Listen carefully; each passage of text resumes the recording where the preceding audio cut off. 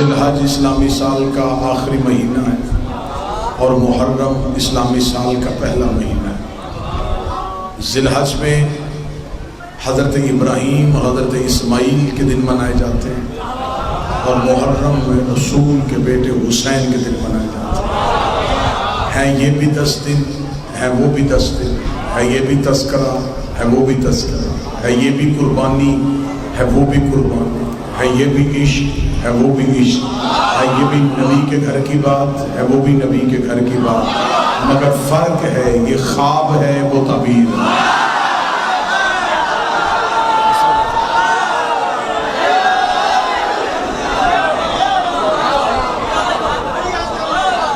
یہ خواب ہے وہ تعبیر، اس میں صرف دیکھا گیا، اس میں رسول کے بیٹے نے کر کے دکھایا۔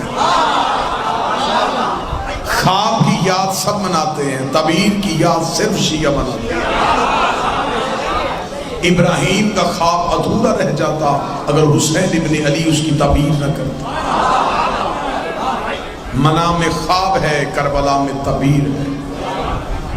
حضرت ابراہیم اللہ قرآن میں کہتا ہے اللہ کا خلیل ہے، نبی ہے۔ انی جعلک للناس اماما، ہم نے ابراہیم کو انسانوں کا امام بنایا۔ حضرت ابراہیم امام ہے لیکن صرف انسانوں کے۔ ابراہیم امام ہے لیکن صرف انسانوں کے۔ انسانیت ختم، ابراہیم کی امامت ختم۔ ابراہیم صرف انسانوں کا امام ہے۔ جو عرش پہ فطرس کو فرش پہ ملا کے شفا دے وہ صرف زمین کا امام نہیں، آسمان کا بھی امام۔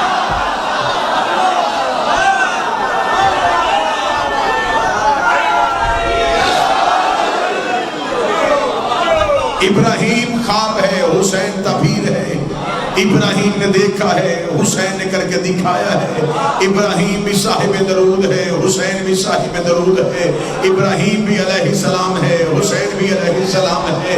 ابراہیم سے بھی لوگ محبت کرتے ہیں، حسین سے بھی لوگ عشق کرتے ہیں، لیکن دونوں میں ایک فرق ہے۔ کل والا پورا دن جہاں جہاں مسلمان رہتے تھے انہوں نے ابراہیم کی یاد میں جانور ذبح کیے۔ جب ان سے پوچھا کہ یہ جانور کیوں ذبح کیے گئے تھے، انہوں نے کہا اس لیے کیے گئے تھے کہ اسماعیل کی راہ میں اللہ نے ایک جانور کو بھیجا تھا، لہٰذا ابراہیم کی سنت کو زندہ کرنے کے لیے جانوروں کو سوید بھیجی جاتی ہے، جانوروں کو ذبح کیا جاتا ہے۔ ابراہیم اور حسین میں سب سے بڑا فرق سمجھ میں آ گیا، جسے جانوروں کے خون کی سلامی دی جائے اسے ابراہیم کہتے ہیں، جسے انسانوں کے لہو کی سلامی دی جائے اسے حسین ابن علی کہتے ہیں۔ ابراہیم امام ہے صرف انسانوں، حسین ابن علی کائنات کے ذرے ذرے کا امام۔ حضرت ابراہیم نے کعبہ بنایا ہے، حسین نے بچایا ہے۔ ابراہیم اور اسماعیل نے مل کے خانہ کعبہ کی دیواروں کو بلند کیا۔ میں تکابر نہیں کر رہا، ابراہیم نبی ہے، حسین امام ہے۔ نبی کا کام دین پہنچانا ہوتا ہے، امام کا کام دین بچانا ہوتا ہے۔ ابراہیم کی محنت ضائع ہو جاتی اگر حسین ابن علی نہ ہو۔ لہٰذا میری سنی مسلمانوں سے درخواست ہے، جیسے آپ نے کل ابراہیم کے بیٹے کی یاد منائی، کوئی جھگڑا نہیں ہوا پورے ملک میں۔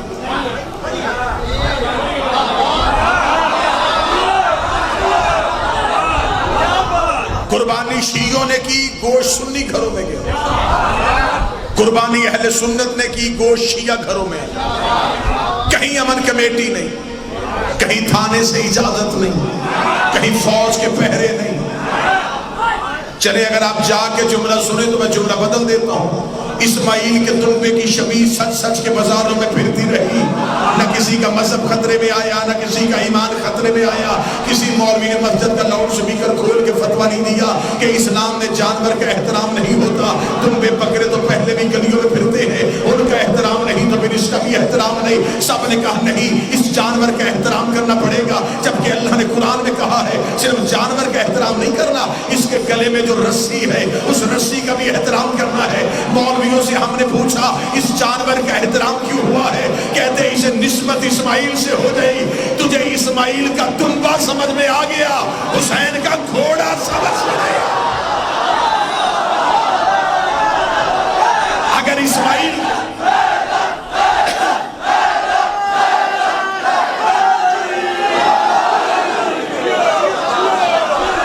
تجھے اسماعیل کے دمبے کا احترام ذہن میں رہا، تجھے حسین کے ذوالجناح کی نسبت ذہن میں نہ آئی۔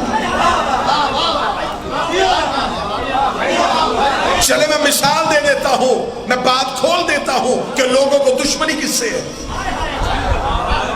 آپ ایک آزمائش کیجئے گا، کہیں سے کوئی گھوڑا دے، اسے لے کے گلیوں میں پھرتے رہیں، کوئی نہیں پوچھے گا کہ کیا ہے۔ گھوڑا وہی ہوگا، رسی وہی ہوگی، اس گھوڑے پہ کہ چادر ڈال لیں، یا حسین کہہ کے گلی میں آ جائیں۔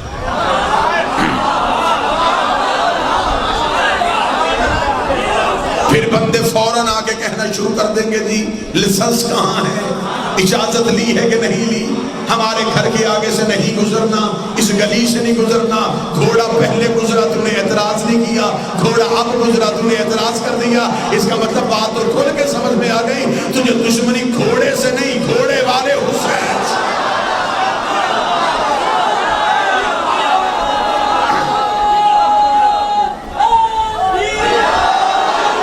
اگر آپ حسین کے گھوڑے کا احترام نہیں کرتے تو آپ نے کل دمبے اور جانور کا احترام کیوں کیا تھا؟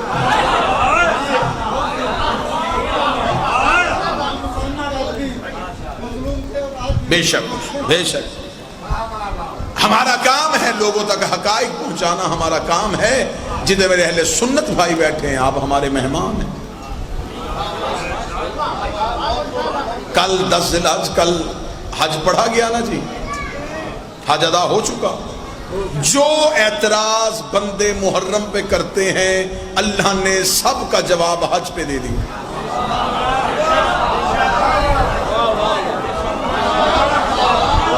نہیں جی، بندہ پورا مجمع جا کے سنے، میں حج میں سے آپ کو حسین سناؤں۔ بندے یہاں اعتراض کرتے ہیں جی محرم کا مہینہ طلوع ہوتا ہے، جی شیعہ اتنا خرچ اخراجات جو مدرسوں میں کرتے ہیں، انہیں کیا ضرورت ہے؟ کالے کپڑے پہنتے ہیں، ماتم کرتے ہیں، ننگے پاؤں چلتے ہیں، زنجیر چلاتے ہیں، سبیلے لگاتے ہیں، لنگر بانٹتے ہیں، اتنا خرچ کرنے سے اس سے حسین کو کیا ملے گا؟ بندے پوچھتے مولوی صاحب کیا کرنا چاہیے؟ وہ کہتے بہتر ہے قرآن پڑھو، کربلا والوں کو بخشو، نمازیں پڑھو، کربلا والوں کو بخشو۔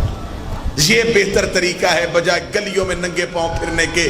گھر کے اندر بیٹھو، وضو کرو بچوں کو ساتھ لے کے، قرآن پڑھ کے بخشو۔ یہ اعتراض ہوتا ہے یا نہیں ہوتا؟ اور آج کے دور میں سادہ مسلمان اس اعتراض کو جلدی قبول کر لیتا ہے۔ وہ کہتا بات ٹھیک ہے، اپنا خون نکالنے سے، گلیوں بازاروں میں پھرنے سے کیا ملے گا؟ قرآن پڑھ کے بخشیں۔ اس کا پہلا جواب میں دینے لگا ہوں، قرآن ہمیشہ اسے پڑھ کے بخشا جاتا ہے جو خود مرنے کے بعد نہ پڑھ سکے۔ جو بیٹھے وہ تائید فرمائیں گے،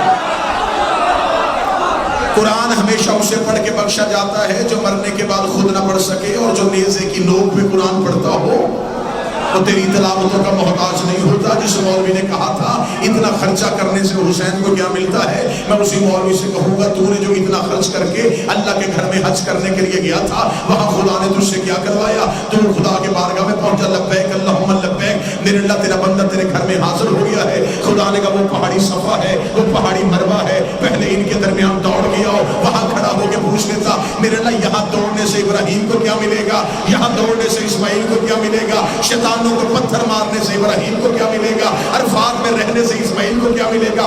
بہتر یہ ہے میں تیرے گھر آ ہی گیا ہوں، قرآن پڑھ کے ابراہیم کو بخشتے ہیں، نمازیں پڑھ کے ہاجرہ کو بخشتے ہیں، لیکن مولوی کہتے وہاں اللہ کہتا ہے یہاں سب کچھ وہ کرنا پڑے گا جو میں کہوں گا۔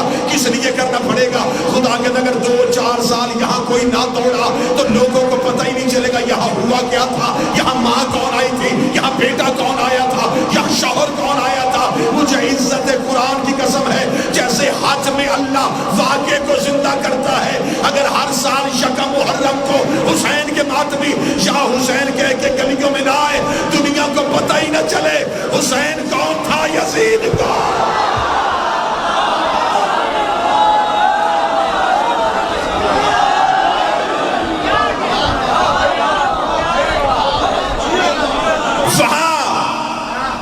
ابراہیم اور اسماعیل کے واقعے کو زندہ کیا جاتا ہے، محرم میں حسین ابن علی کے واقعے کو زندہ کیا۔ حج پورا یاد ہے ابراہیم اور اسماعیل، محرم پورا یاد ہے حسین ابن علی۔ بندے اعتراض کرتے ٹھیک ہے جی آپ امام حسین علیہ السلام کا ذکر کریں، لیکن یہ شیعہ لعنتیں جو کرتے نا یہ قبول نہیں۔ یہ جو کہہ دیتے نا جی لعنت ہو جی، یہ لعنت کیوں کرتے ہیں؟ قیامت والے دن اللہ جانے وہ بندے جانے، اللہ پہ چھوڑ دینا چاہیے، ہمیں لعنت نہیں کرنی چاہیے۔ اچھا اگر ہمیں لعنت نہیں کرنی چاہیے پھر حج میں شیطان کو پتھر کیوں مار کے آئے ہو؟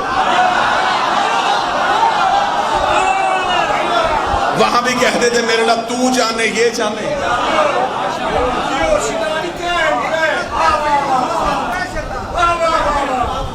چلو اشارہ کیا ہے تو میں بتا دیتا ہوں تین ہیں کیوں؟ نہیں علمی حوالے سے بات کریں۔ ایک تھا نا، ایک شیطان تھا جس نے آدم کے سجدے کا انکار کیا تھا، وہاں تین مختلف کیوں؟ شہید ملت ہمارے بزرگ فاضل الوی صاحب کہا کرتے تھے سوچ کسی اور جگہ پہ نہ لگانا، جو بات میں پیدانے لگا اس بات کو سمجھے۔ تین جگہوں پہ کنکر کیوں مارے جاتے؟ بچوں کے لیے بات کھولنے لگا۔ اس شیطان نے تین مختلف حلیوں میں آ کے ابراہیم کی قربانی کو روکنے کی کوشش کی۔ خدا نے کہا قیامت تک کے لیے اس کے تینوں حلیوں پہ لعنت ہو۔ کون سے؟ میں حلیے بتا دیتا ہوں۔ حضرت ابراہیم جب اسماعیل کو لے کے گھر سے نکل آئے، اس نے پہلا حملہ کیا ابراہیم کی بیوی پہ، نام تھا بی بی کا ہاجرہ۔ یہ بھیس بدل کے آیا، شیطان کے پاس یہ طاقت ہے، یہ روپ بدل لیتا ہے اور یہ بڑے معزز روپ میں آتا ہے۔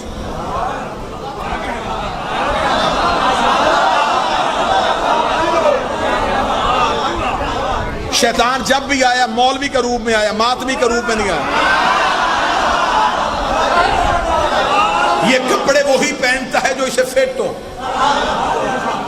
یہ بھیس بدل کے بی بی ہاجرہ کے دروازے پہ اس نے دستک دی، اندر سے اسماعیل کی ماں نے پوچھا کون ہے؟ کہنے لگا بی بی تیرا ہمدرد ہوں۔ بی بی نے کہا کیوں آیا؟ کہنے لگا پوچھنے آیا ہوں تیرا بیٹا اسماعیل کہاں ہے؟ تفاسیر کہتی ہے بی بی نے کہا اپنے باپ کے ساتھ اس کے دوست کے گھر دعوت پہ گیا۔ کہنے لگا نہیں بی بی دعوت پہ نہیں گیا، چھری ساتھ لے کے گیا ہے، رسی ہاتھ میں ہے، تیرے بیٹے کو ذبح کرنے کے لیے گیا ہے۔ بی بی نے کہا باپ ہو کے بیٹا کیسے ذبح کر سکتا ہے؟ کہنے لگا اپنا اللہ راضی کرنا چاہتا ہے۔ اس کے اللہ نے کہا اگر مجھے راضی کرنا بیٹا ذبح کر، وہ بیٹا ذبح کرنے کے لیے چلا گیا۔ کتابیں چاہو گے چھت تک ڈھیر لگانے کے لیے تیار ہو۔ اسماعیل کی ماں ابراہیم کی بیوی نے کہا مجھے کرنا کیا چاہیے؟ کہنے لگا بی بی سوچ کر رہی ہے دروازہ کھول گھر سے نکل، دروازہ کھول گھر سے نکل، دروازہ کھول گھر سے نکل۔ وہ سامنے ابراہیم جا رہا ہے، اس کا ہاتھ پکڑ اسماعیل کو لے کے واپس آ جا۔ ابھی اس نے کہا دروازہ کھول گھر سے باہر نکل۔ بی بی نے بند دروازے کے اندر سے کہا لا حول ولا قوت الا باللہ العلی العظیم، کہیں تو دروازے کے باہر شیطان کو نہیں کرنا۔ اس کا بی بی باہر تو آئی نہیں، اندر میں گیا نہیں، پہچانا کیسے؟ بی بی دیکھ رہی جو نبی کی بیوی کو حق کے مقابلے پہ گھر سے نکالے، وہ کل بھی شیطان تھا آج بھی شیطان۔ تو نبی کی بیوی کو نکال،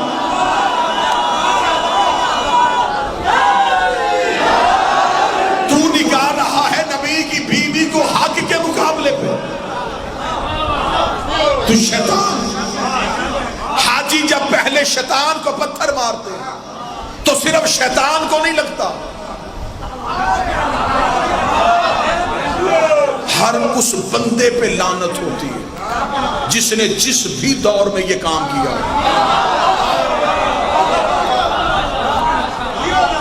جو نہیں جا سکے ٹی وی پہ جا کے دیکھ لو، وہاں پہ شیطان کھڑے، وہاں پر تو سیمنٹ کے بڑی بڑی دیواریں بنی، پتھر دیوار کو لگتا ہے، اللہ کہتا ہے شیطان کو لگتا ہے۔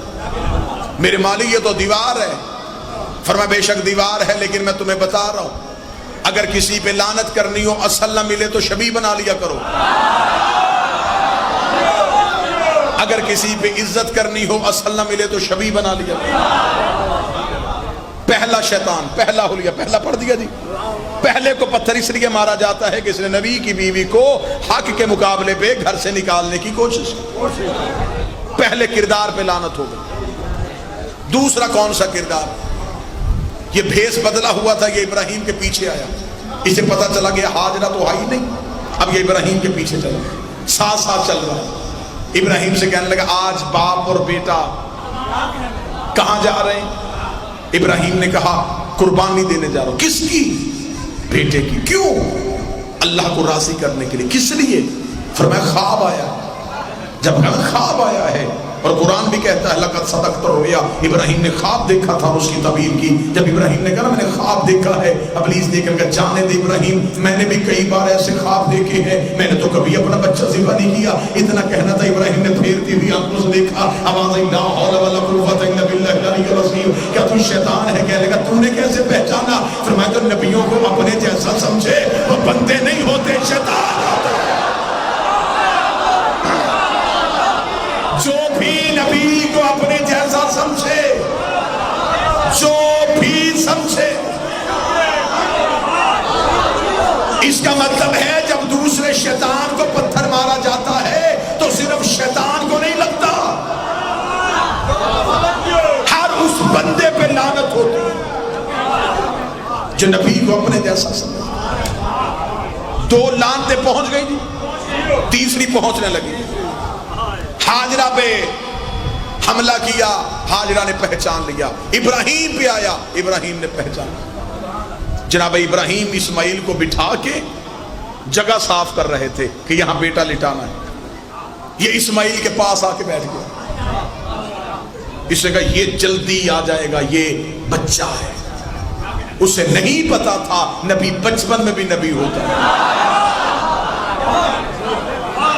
اسماعیل کے پاس بیٹھ کے کہنے لگا کتنا خوبصورت ہے، کتنا پیارا ہے، کیوں باپ کی بات مان رہا ہے؟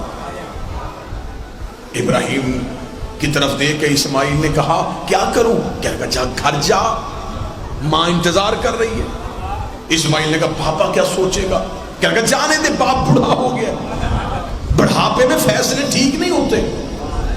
اس نے بڑھاپے میں بات کہہ دی، تو نے مان لی، جا گھر جا، تیری ماں انتظار کر رہی ہے۔ اس نے اتنا کہنا تھا کہ بڑھاپے میں بات نہیں مانتے۔ اسماعیل نے پھیرتی آنکھوں سے دیکھا، نیچے سے پتھر اٹھایا، پتھر کا اٹھانا تھا، شیطان بھاگا۔ اسماعیل نے پیچھے سے پتھر مار کر لا حول ولا قوت الا باللہ العلی العظیم، تو مجھے گمراہ کرنے آیا تھا۔ کہنے لگا تیری ماں نے پہچانا، چپ رہا، تیرے باپ نے پہچانا، چپ رہا، تو بھی بچہ ہے، تجھے کیسے پتہ چل گیا؟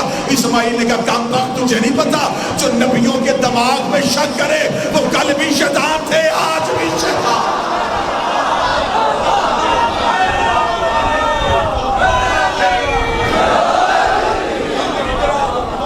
اس کا مطلب ہے جو بھی نبی کے دماغ پہ شک کرے وہ شیطان ہوتا ہے اور لعنت کا حقدار ہوتا ہے۔ یہاں بندے ہم پہ اعتراض کرتے ہیں کہ لعنت نہ کرو، وہاں سارے لعنت کر کے آتے ہیں۔ یہاں نمازیں اکٹھی پڑھو تو کافر، وہاں عرفات میں ظہر اثر، مزدلفہ میں مغرب اور عشاء اکٹھی پڑھی جاتی۔ اس کا کیا مطلب ہے؟ خان گڑھ میں شریعت اور کعبے میں شریعت اور، یہاں اکٹھی پڑھو تو کہتے شیعہ، وہاں پڑھو تو وہاں تو پڑھنی پڑے گی، اس لیے کہ بنانے والا کعبے کا شیعہ ہے۔ اللہ قرآن میں کہتا ہے ابراہیم ہمارے شیعوں میں سے تھے۔ بڑا لطف آتا ہے وہاں پہ جب جو پہلی بار حاجی کیا ہوتا ہے نا، جو بالکل نیا حاجی ہوتا ہے، فریش حاجی، وہ جب وہاں جا کے نماز ظہر پڑھ کے اٹھنے لگتا ہے تو پرانا حاجی، ریگولر حاجی، وہ اس کا ہاتھ پکڑ کے بٹھا لیتا ہے۔ وہ کہتا ہے جی کیوں بٹھایا ہے؟ وہ کہتا کہاں جا رہا ہے؟ اس نے کہا ظہر پڑھ لی۔ تو اس نے کہا عصر نہیں پڑھنی؟ وہ گھڑی میں ٹائم دیکھتا اور ٹائم دیکھتا حاجی صاحب طبیعت ٹھیک ہے اثر اس ٹائم پہ؟ جی بالکل اس ٹائم پہ۔ کیوں؟ اس نے کہا یہاں اکٹھی پڑھتے ہیں، شام کو مغرب کے ساتھ عشاء بھی پڑھنی پڑے گی۔ وہ پرانا حاجی جب یہ بات کہتا تو نیا حاجی اس کے کان میں پوچھتے حاجی صاحب یہ کام تو پاکستان میں شیعہ نہیں کرتے؟ اس کا چپ ہو جائے، یہاں سب کچھ وہی کرنا پڑتا ہے جو شیعہ کرتے ہیں، یہاں ہر چیز وہی کرنی پڑتی ہے جو شیعہ کرتے ہیں۔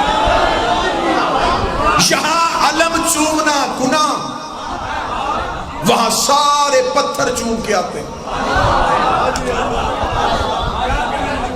جس پتھر کو بوسہ دیتے ہیں اس کا نام ہے حجر اسود۔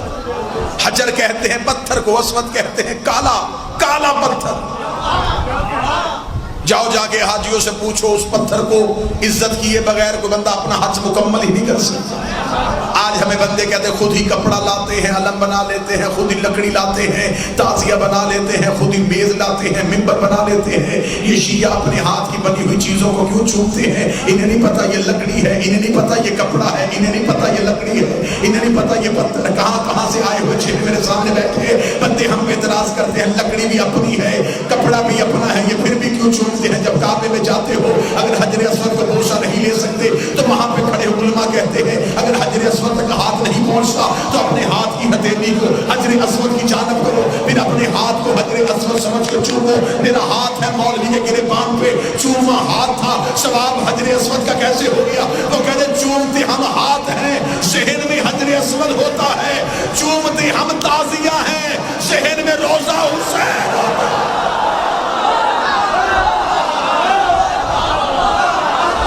سارے حج میں حسین کی عزاداری کا جواب مل رہا ہے جی؟ سارا حج حسین کی عزاداری کے جواب میں۔ یہاں بندے ہم پہ اعتراض کر دے جی مجلس ہو رہی تھی، مستورات ساتھ بیٹھی تھی، اعتراض کرنے نا، ڈھونڈنے اعتراض۔ جی جلوسوں میں عورتیں ساتھ، مجلسوں میں ساتھ۔ اسلام تو پردے کا حکم دیتا ہے، اسلام تو عورت کو چار دیواری میں رہنے کا حکم دیتا ہے۔ یہ مجلسوں میں کیوں بیٹھتی ہیں؟ آؤ میں تمہیں جواب دوں۔ یہ جتنی بیٹھی ہیں مجمع میں کسی کی ماں، کسی کی بہن، کسی کی بیٹی، کسی کی بیوی۔ جب طواف کعبہ کرتے ہو عورت کسی ملک کی، بیٹھے ہی میں چلے گئے آپ، مرد کسی ملک، وہاں بھی بندہ غیرت کرے اللہ کے گھر کے دروازے کے سامنے ہاتھ پھیلا، نہیں میرے اللہ ایک دن عورتیں طواف کریں، ایک دن ہر طواف کریں۔ لیکن کہتے جی وہاں تو عبادت ہو رہی ہوتی ہے، عبادت میں تو ہوش ہی نہیں ہوتی۔ جس نے کعبہ بنایا وہاں ہوش نہیں ہوتی تو جس نے کعبہ بچایا تھا۔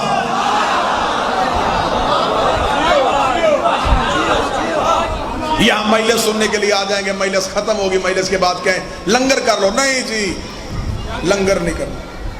نیاز چکھ لیں جی، نہیں جی نیاز نہیں چاہیے۔ میرا ایک سنی دوست میرے ساتھ مجلسوں پہ جاتا تھا اور میں اکثر دیکھتا تھا کہ وہ کھانا نہیں کھاتا تھا، ہمیشہ بہانہ کر کے بچ جاتا تھا کھا کے آیا ہوں، طبیعت ساتھ نہیں دے رہی۔ ایک دن میں نے پوچھا، میں نے کہا یار میں نے محسوس کیا تو کھانا نہیں کھاتا۔ اس نے کہا جی مجھے کسی بڑے نے بتایا کہ جو شیعوں کے گھر سے لنگر کرتا ہے وہ کبھی نہ کبھی شیعہ ضرور ہو جاتا۔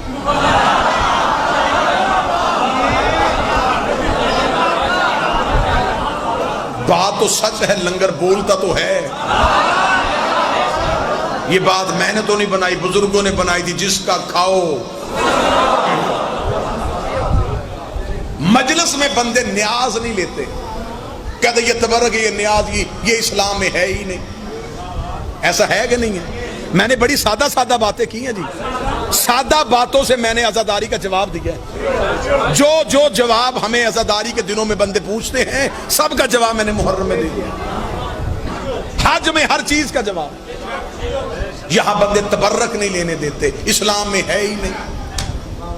تازہ تازہ حاجی حج کر گیا، اس کے گھر جاؤ، اس سے جا کے ذرا پوچھو حج صاحب کوئی حج کے قصے سنائیں، بڑے لمبے چوڑے سنائیں گے، اللہ نے بڑا کرم کر دیا، باجی بچوں نے مہربانی کی، بھیج دیا مجھے، بڑی ان کی نوازت، باجی سب کے لیے دعائیں کی ہیں، حجر اسود میں بڑا رویا جی، طواف بڑا رو رو کے کیا جی، صفا و مروہ پہ بڑا لطف آیا جی، کیا کہنے جی، بڑا ہی اللہ نے مزہ کرم کر دیا، بڑا ہی اللہ نے شرف بخشا۔ پورے واقعے سننے کے بعد جب آپ اٹھ کے جائیں، اچھا حاجی صاحب اللہ نہیں تھوڑی دیر کے لیے بیٹھ، حاجی صاحب اندر جائیں گے، 2 کھجوریں،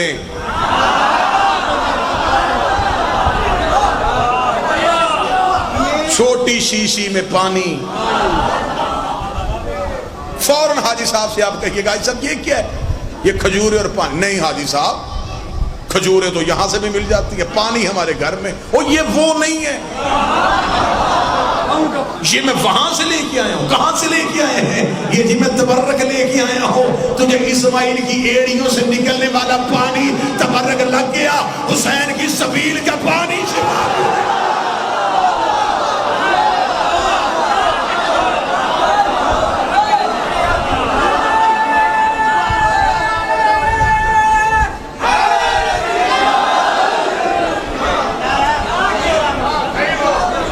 اس لیے اللہ نے حج محرم سے پہلے رکھا ہے۔ جتنے اعتراض حج پہ ہونے ان سب کا جواب، جو بھی جواب ہے وہ اللہ دے دیتا ہے سارے، تاکہ حسین کی عزاداری پہ کوئی سوال اٹھے۔ وہاں جاتے ہیں بندے، واپس آ کے کہتے ہیں جی صرف اللہ ہی مدد کرتا ہے، اللہ کے علاوہ کوئی مدد نہیں، صرف یا اللہ مدد۔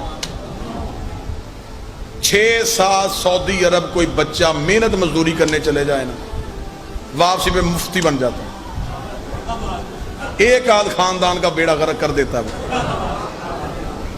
میں جی وہاں رہا ہوں، نہ میں نے وہاں کو ختم دیکھا ہے نہ درود دیکھا ہے، ایسا ہے۔ میں معاشرے کی باتیں کر رہا ہوں، نہ کوئی مشکل بات ہے تو میں تمہارے معاشرے کی باتیں کر رہا ہوں۔ تمہارے گاؤں کا ایک بچہ سعودی عرب چلا جائے، وہ 10 سال 5 سال رہ کے واپس آ کے اس کے حالات دیکھ لیں، اس کو جی فاتحہ اسے کہا ہوتی نہیں، دعائے مغفرت پہنچتی نہیں، یا رسول اللہ مدد ہے ہی نہیں، یا علی مدد بدعت ہوتا ہی نہیں، قبروں پہ جانا چھوڑ دیتے ہیں۔ آپ جا کے مدینہ منورہ میں دیکھیں، روضہ رسول کی جالی نہیں چومنے دیتے، وہاں پہ انہوں نے شرطیں کھڑے کیے ہوئے ہیں، جب وہ بندہ جالی چومنے لگتا ہے، اگر آپ پاکستانی ہیں تو فوراً اردو میں کہیں گے لوہے کی جالی چوم رہے ہو، پڑھے لکھے ہو، جالی تمہیں کیا دے گی؟ واللہ بخدا میں خود گیا ہوں، میں نے اپنے کانوں سے سنا، وہ کھڑے ہو گئے تھے، ماتا محمد تو مر گئے۔ پھر وہ خانہ کعبہ کی طرف ہاتھ کر کے کہتے ہیں وہ زندہ ہے، زندہ کو چھوڑ کے مردوں سے مانگ رہے ہو۔ وہاں پہ گئے، بندے کا دماغ خراب تھا، لیکن حد ہے ان کی منافقت کی، خود روضہ رسول کی جالی نہیں چومنے دیتے اور اپنے سعودی عرب کے بادشاہ کے ہاتھ چومتے۔ ایک دفعہ ایک شیعہ عالم دین سعودی عرب حج کے لیے گئے، پتہ چلا شیعہ عالم دین ہے، انہوں نے کہا بلاؤ ذرا اس کی توہین کریں، اس کی تضحیق کریں۔ اسے بلایا گیا، بلا کے ایک دعوت کا اہتمام ہوا۔ جب دعوت کا اہتمام ہوا، سعودی بادشاہ اپنے کمرے سے نکل کے آیا تو سارے سرکاری مولویوں نے اس کے ہاتھ چومنے شروع کر دیے۔ جب وہ شیعہ عالم دین کے پاس آیا تو شیعہ عالم دین نے سعودی بادشاہ کے ہاتھ نہیں چومے، انہوں نے اپنے جیب سے چھوٹا قرآن جو سفر میں اپنے پاس رکھتے تھے وہ نکال کے اپنے ہاتھوں پہ کھول کے رکھ لیا۔ جو ہی انہوں نے کھولا اور اپنے ہاتھوں میں رکھا، سعودی بادشاہ نے ان کے ہاتھ میں کھلا قرآن دیکھا، سعودی بادشاہ قرآن کو چومنے کے لیے جھکا، انہوں نے قرآن بند کر دیا۔ سعودی بادشاہ نے قرآن کو باہر سے چوما، جب چوم لیا تو اسی وقت شیعہ عالم دین نے کہا سعودی بادشاہ اتنا بڑا شہنشاہ ہو کہ یہ کون سا چڑھوں جیسا کام کیا ہے؟ اس نے کون سا کام کیا ہے؟ اس نے یہ تو نے چمڑے کی جن چوم لی ہے؟ اس نے چمڑا تو نہیں چوما، میں نے تو قرآن چوما ہے۔ انہوں نے قرآن کھول کر قرآن اندر ہے باہر چمڑا ہے، قرآن اندر ہے باہر چمڑا ہے۔ اس نے کہا میں چمڑا نہیں اندر والا قرآن چوم رہا تھا۔ انہوں نے کہا میں بھی تجھے یہی سمجھانے آیا ہوں، ہم بھی لوہے کی جالی نہیں چومتے، اندر والا رسول چومتے۔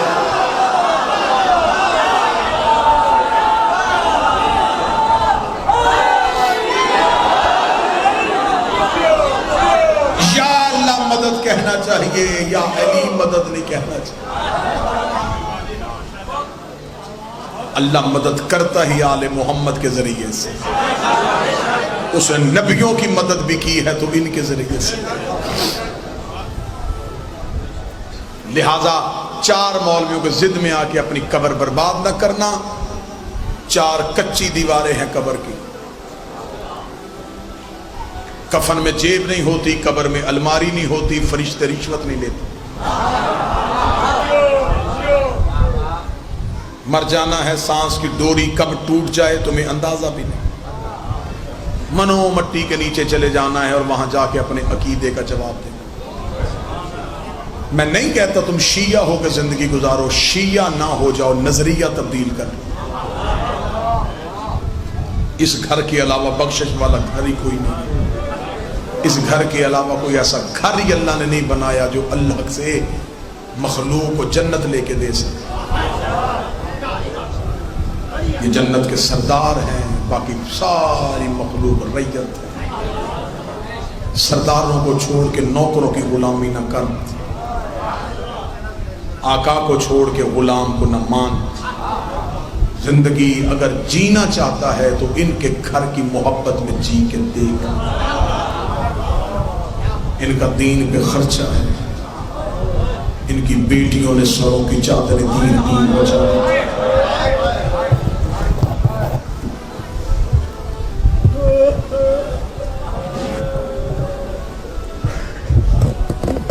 اتنا دین پہ خرچہ کسی نبی کے بیٹے کا نہیں ہے جتنا دین پہ خرچہ علی اور بطول کی شریف بیٹیوں پر۔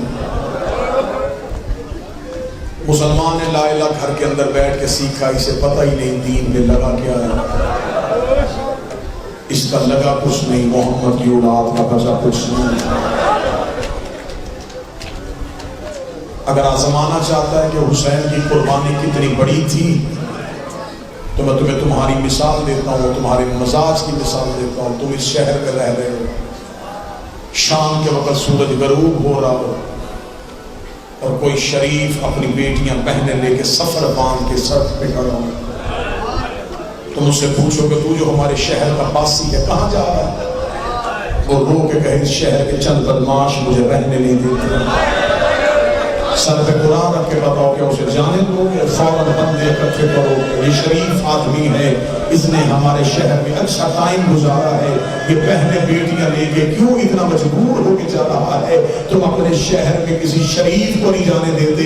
آدھی رات تک محمد کا بیٹا مدینے کی گلیوں میں رو رو کے کہتا رہا، نانا تیرے بھرے مدینے سے مجھے روکنے کوئی نہیں۔ نانا مدینہ آباد رہا، حسین وطن چھوڑ کے جا۔ کسی ایک نے بھی نہیں پوچھا کہ حسین آپ کیوں جا رہے؟ مدینہ کوئی یہودیوں کی بستی تھی، مدینے میں کوئی کافروں کے گھر تھے، مدینہ مسلمانوں کی بستی تھی۔ مدینہ چھوڑا، مشکل ترین کام، اگلا مشکل کام، ماں کی شکل والی بیٹی اونٹ سے روتی اتار، سغرا رو رو کے کہتی رہی تیرے محمل میں جگہ نہیں، میں پیدل چلی جا رہا ہوں۔ یہ بھی حسین کے لیے مشکل ترین کام، بیٹی روتی چھوٹ۔ مکے میں آ کے عین حج کے وقت احرام کو عمرے کی نیت کر کے چلے جاتے، یہ بھی حسین کے لیے مشکل ترین۔ ابھی ایک دن اور نہیں گزرا یا بھائی کی شہادت کی خبر ملتی۔ میرا سلام ہے ان شیعوں پہ جنہوں نے کل عید کالے کپڑوں میں کی ہے۔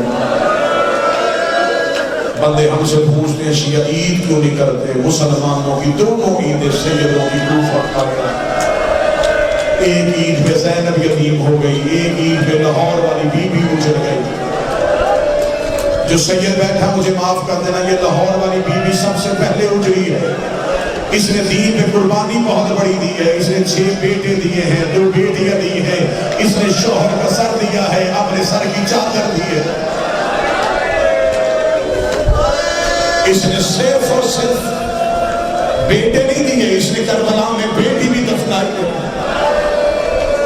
جو سید بیٹھے مجھے جملہ معاف کر دینا، بیٹا بغیر کفن کے چھوڑنا آسان ہے۔ اس نے ہاتھوں سے کربلا کی ریت میں بیٹی دفنائی ہے، رو رو کے کہتے رہی ہے زینب تیرے اکبر کا صدقہ، زینب تیرے مرغے کا صدقہ۔ سادات و غیر سادات سے معافی مانگے تو صدرے پڑھ کے میں ممبر چھوڑنے لگا۔